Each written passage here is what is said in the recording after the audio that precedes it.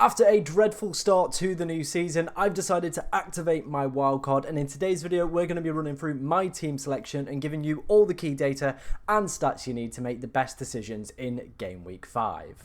Now before we dive into today's video, if you do enjoy any of the content that you see on the channel, please be sure to like, comment and subscribe, as we are trying to hit 10,000 subscribers by the end of the year. It's only possible with your guys' helps, and we are getting ridiculously close to that goal, so it would be pretty amazing if we could do that.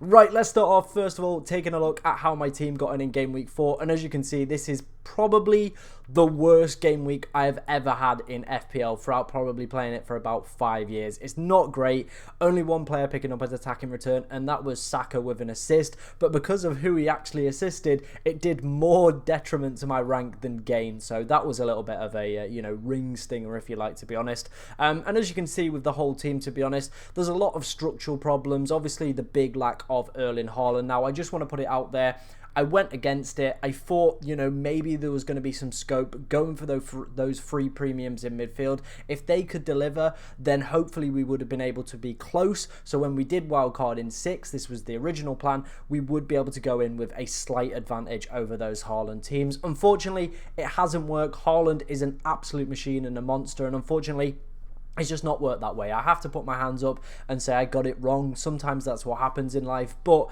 if we was ever going to win this game, we had to take some silly risks like that and maybe go against the big man. Unfortunately, it didn't work. So, we are obviously going to be hitting that wildcard button. As you can see, quite a few players flagged. We don't really have any bench cover. And Muniz as well has arguably lost his place in the starting 11. But before we go and dive into my team selection for Game Week 5, we're going to run through some key data from 11FI and Fantasy Football Hub to help you with all the key decisions you need this week. Starting up first, it is going to be a breakdown from Rob T FPL. If you don't go and follow this guy on Twitter, what are you doing? He posts some of the best content over on there. This is the betting data from SpreadX, looking at projected goals and clean sheet percentages. As you can see, there is obviously a lot less goals projected in this week's kind of Premier League fixtures compared to last. Liverpool, obviously the big standout team with 2.7 projected goals and a 40% chance of a clean sheet. I think for me, as we'll come on to see with some other data as well, this does make Mohamed Salah the best captaincy option this week. I always like to target the fixtures with those best projected goals. Also, the clean sheet data looking really good for Robertson and Trent, if you've obviously gone with those guys as well. In terms of other standouts, the Spurs game is probably a big one. 2.3 projected goals for them and a 31% chance of a clean sheet. So they're playing Porro, and maybe if you wanted to go for a differential move this week, Son could be one of those moves. Maybe if you wildcard in this week, next week, sorry, and you are looking at maybe, getting Saka out because they are playing City away, you could very easily go for, of course, Son as a 1-week punt, maybe a differential captain as well. Aston Villa with very strong projected goal data as well, so Ollie Watkins, Duran, hopefully Morgan Rogers can deliver in that fixture as well. Despite City arguably playing the second best team in the league, they've still got a 34% chance of a clean sheet, so definitely worth considering still playing those Manchester City defenders, in my personal opinion. In terms of the other games, it is very, very close between a lot of teams, to be honest, this week in terms of the projected goals and clean sheet data. It is going to be quite hard to call some of these very, very tight calls with some of our players. But let's continue. Let's take a look at some 11FI data for the next 6 game weeks. First off, we're going to look at clean sheet percentages. Obviously, if you're on a wild card this week, I feel this could be a very, very vital tool to obviously be looking at which defenses we should be looking to target. And as you can see, Manchester City and Arsenal over the next few weeks, once they've played each other, have absolutely terrific data, as you can see, with a 57-58 for Arsenal, so definitely need at least one of their defenders. Maybe the double up could be on as well, with some very, very good fixtures and clean sheet percentages during that period. City as well, after the match day 6 away at Newcastle, 50%, 46 and a 56% chance against Southampton in game week 9, so definitely strong there. Liverpool's next 3 as well, definitely really good, so obviously if you may be looking at delaying your wildcard, it's worth keeping Trent and Robertson for those next few fixtures. Then we see some differential teams start to pile up in this list. We've got Everton, Brentford, Forest and Aston Villa. Now we'll start with Everton. Obviously they've been a very, very leaky side, but their data has been pretty bad. But there's one key standout. no Brandthwaite has been in this side. I feel once he comes back in, we will start to see better clean sheet data. You don't all of a sudden become a terrible defence. It is because obviously Brandthwaite is injured. They've also been dealing with some illness in the camp as well, Mikolenko being one of those players. So they're missing quite a few players at the moment. So I think maybe if I wasn't a wildcard next week, I would be starting to look at that Everton defence for a cheap way in. Obviously, Mikolenko now at 4.4 million. Brentford have got an amazing fixture run coming up, so their fixtures definitely one to target from a defensive aspect. Forest as well. I know if people are on wildcards next week, Sells as a goalkeeper option. Aina at 4.4 could be a fantastic shout. Also Moreno as well at 4.4. All could be valuable pickups. They've also got the second best XG conceded so far this season, so definitely a team worth investing in. Aston Villa with a long stretch of quality fixtures as well. Definitely worth considering some of their players. In terms of teams I probably would be recommending to avoid, Wolves still down the bottom. They haven't really budged. Bournemouth, very, very shoddy data. Newcastle as well, so would start to be looking away from their players. And United, despite a positive fixture run, the 11FI model still doesn't back them to do well over the next few weeks in terms of their clean sheet data. Moving on to projected goals, again coming from 11FI, there will be a link in the description if you want to go and check it out for yourself. As you can see, City leading the way. Obviously, that game week 9, as we've kind of been alluding to when we've looked at this 11FI data, is looking very, very good for a triple captaincy chance, if you like, for Erling Haaland, with really, really good projected data there.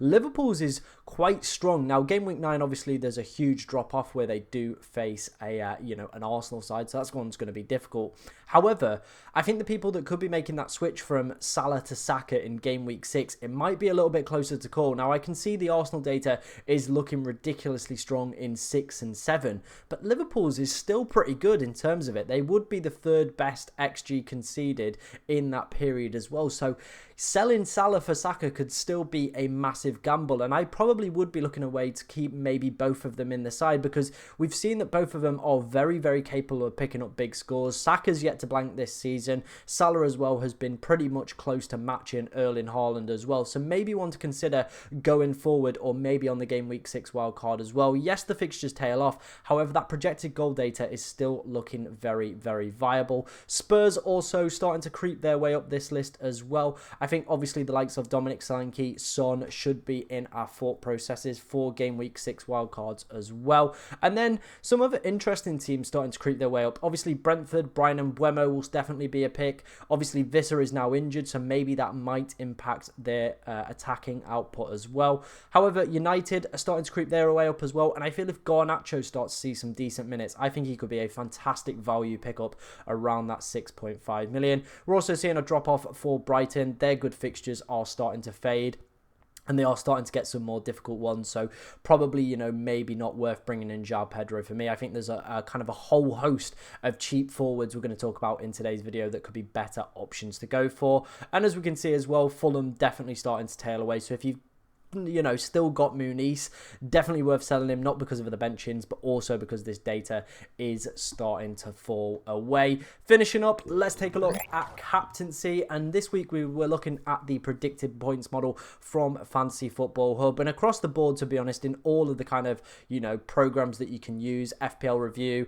Draft Hound, they do have Mohamed Salah as the top scoring player this week. Obviously, Erling Haaland is facing off against one of the best defenses in Europe right now in that Arsenal defence, so it does make sense that Salah is the best captain. We saw earlier with the Rob T FPL data and the projected goal data from 11FI that they are backing Liverpool to do quite well this week. So for me, Salah is that best captaincy option. If you are looking for a differential though, maybe Palmer, Son or Watkins could be a decent shout. But for me, I don't think there's any kind of worth going against Mohamed Salah if I had him. If I didn't have him, I probably would still guarantee maybe picking up Erling Haaland as that captain, because he has been so good at the start of this season. The projected points are still there. The projected goals as well were still pretty decent for them as well in that game week. Let me know what you think of all that stuff we've just gone through. Obviously that was quite hefty, but let's move on to my wildcard team for game week 5. Right, wasting no time, let's dive into my wildcard team for Game Week 5. Let's first off start with our goalkeeper picks. It is going to be Fabianski and it is going to be Raya. Let's of course start with Fabianski first. He's just going to be a 4 million bench goalkeeper. He realistically is probably the only 4 million goalkeeper that could see any future minutes further down the line. So that's the only reason he's in here. David Raya, for me, is the cheap way into this Arsenal defence. Now, if anybody's watched this channel for a while, you know I'm not a big fan of picking premium goalkeepers. However, it does seem with the way that they've changed bonus points this system, that defenders are slightly getting less for doing their jobs. However, goalkeepers, in particular Raya, who has been a bonus point machine at the moment, seems like the way to go, to be honest. It also saves you that 0.5 going into that back line with the Arsenal players as well. So, could be a nice, cheap and differential way into that back line for me. Obviously, I know he's still around 30% owned. However, compared to some of the other Arsenal defenders, maybe he's just a little bit lower owned, isn't he? But it's a great set of fixtures coming up for them, and I think realistically they are still going to be one of the best teams in terms of, you know, not only picking up clean sheets, but also picking up points as well from a goalkeeper perspective. We saw as well with the 11FI data, really good projected numbers over the next 6 game weeks as well. Moving on into the back line, we're going to start off first with Ezri Konsa. Again, that fixture run for Aston Villa, Wolves, Ipswich United, Fulham, Bournemouth.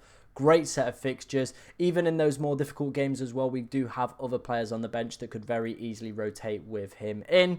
So yeah, I'm very happy with that one. Nottingham Forest, as I alluded to, they are currently second for XG conceded in the Premier League. Also, we're starting to appear very high on the 11FI model as well for projected clean sheets over the next few weeks. So could be a team that people are definitely underrating at the moment and undervaluing as well. Aina is in at 4.4 million. He's played the last 3 Premier League games as well. I think that could be a right gem, to be honest. They've also got some pretty nice fixtures and again rotate extremely nicely with our other defenders. Next up is going to be Andy Robertson. He saw a break in terms of football, obviously missing out on the Champions League game. He sat on the bench for that one, so hopefully that means he should be ready to go for Bournemouth, Wolves and Palace. After that period, I will be looking to sell him on, probably for a City defender at that point. As we saw with the 11FI data, they have some really good projected clean sheets at that point and have a run of Wolves, Southampton, Bournemouth and Brighton. It is just seeing maybe how Champions League football impacts the City defence and which one looks the most nailed for Premier League football at that period. So that's the plan with that one. In terms of the other defenders, we do have Mikalenko. That Everton clean sheet data definitely stuck out to me on the 11FI model as well. And once they get Branthwaite in, I feel they will be a lot more of a competent defence and a defence that will keep clean sheets. Again, they've got some great alternative fixtures with our other cheap defenders in this side. And then Greaves, I think, is one of the standout 4 million options.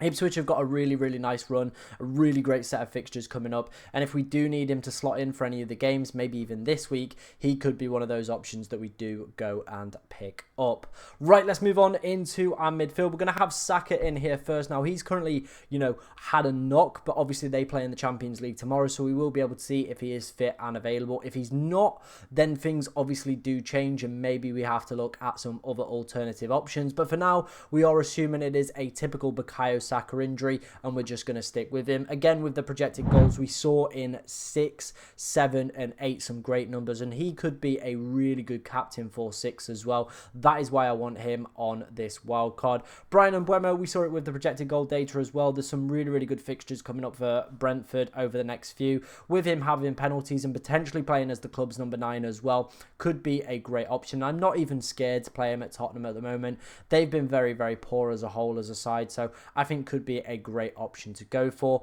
Morgan Rogers is in here, and my god, this guy knows how to dodge points and goals, doesn't he? He looks absolutely fantastic from an eye test perspective. However, he just isn't getting involved in the goals, but I think people do need to remember this guy is 5.1 million, so don't, you know, be expecting the absolute world from him, and he is just a nice rotating player that does just drift in and out of the side. There's some great fixtures coming up for Aston Villa as well, and it seems like he's saying a lot of decent minutes, and Emery thinks very highly of him. So for that reason, I'm going to continue to stick with him. Next up is going to be Mohamed Salah, as we saw with the projected points, is the best for this week. We also saw with the Rob T FPL data, Liverpool is the best team for projected goals. So for me, all those factors makes Mohamed Salah for me the best captain in my personal opinion.